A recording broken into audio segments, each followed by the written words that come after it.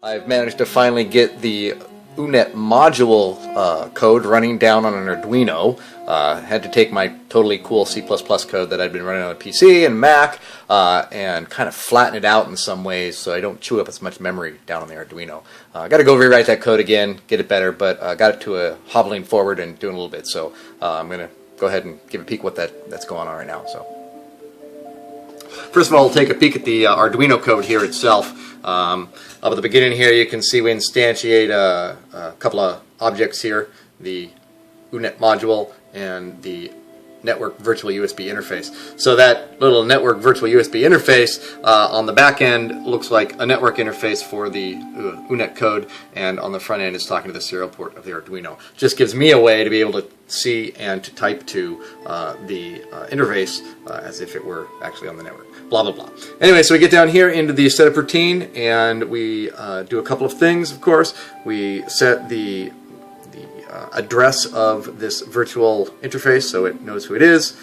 We go ahead and we pass that network interface into the OONetModule that connects all that stuff up and gets everything running nicely. And then here we go ahead and we actually configure the module, telling it what it is here with the module identity of the audio processor, has a metering output and an FFT output. And that is that. That is it. That's all set up. Gets it going. Boom. At that point you got nothing else to do. Down in loop here, we call a little do function in the USB network virtual USB interface so that it's receiving the data in and doing stuff with it. And then we also call the do function here in the OONetModule code, which tracks a couple of things. Used to do the dequeuing, but since I flattened the code, that's actually happening here. There's actually no queuing. When I receive a message at this point, I'm simply operating on it for now. I'd like to see if I can't get some queuing in there again, separate those two functions, because on some embedded platforms we might actually be able on 2 threads or something like that. In any case, that's the code. That's it, with a whole bunch of other code in the background. And so what we'll do, we'll go ahead and we'll launch this sketch here and watch it compile down here. And once it's done compiling, of course, it will upload it as it is now. And then when it says upload complete, we'll open the serial port window and we can see the output from the code here. Blop, we open that up. And here's what we have here. We've got the output string, which we saw in the setup routine here. Arduino, OONet Client, blah, blah, blah. And this is it in its normal coming up mode. So the OONet Client module, once it comes up on the network, every quarter of a second it broadcasts out this discover message telling some system software somewhere, hey, discover me. So what we're going to do is we're going to send it some messages actually through the serial port here. Let me pop these up. So I have to type these in by hand. We'll copy them. Here's the messages that we've got here. We can query the module. So I'm saying we've configured this module, of course, through module 200. That's our destination address here we see in these messages.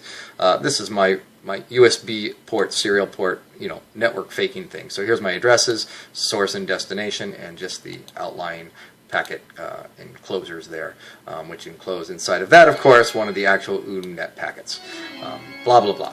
Module identify, we can ask, tell us who you are, and we can ask about your data streams, inputs and outputs. So what we're going to do is we're going to go ahead and, in response to receiving the discover response packet here, the system software would normally go ahead and in response to that send out one of these identify packets,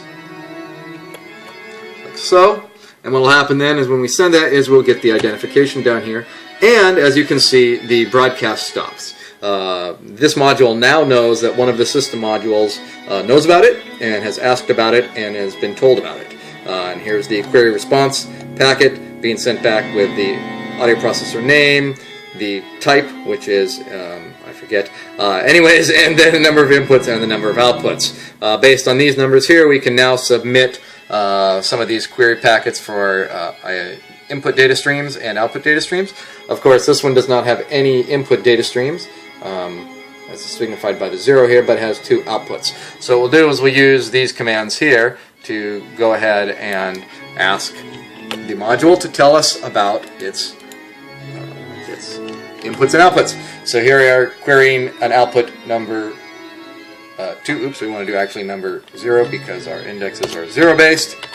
And when we hit enter, of course, we'll see the response down here, which is that module code saying, hey, here I am.